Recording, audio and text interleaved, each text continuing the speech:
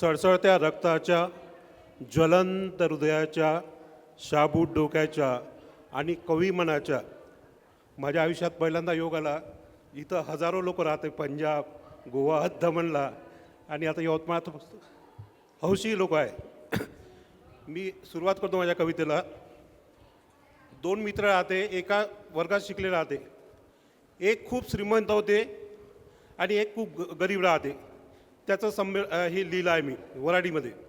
अरे घेन्न ग बाबू आता का बलडत, अंगात काऊन तू या फाटकस कुळत.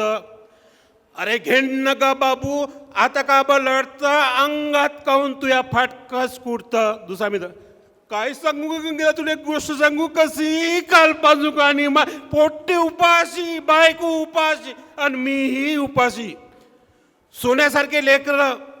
सोन्यासारखे लेकर देवान दिले 12, त्याच्या नशिबानं मीच असन बुहारा.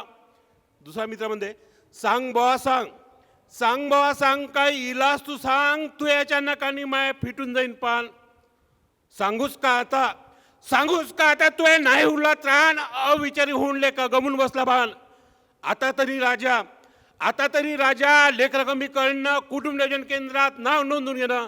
म्या 3 लेकर झालं, ऑपरेशन केलं, तेव्हापासून लोकांनी म्या खरंच सुख पाहिलं. दुसरा मित्र म्हणतो, पटलं तू हे सर्व बोले, पटलं तू सर्वच म्हणणं म्या ऐकून घेतलं.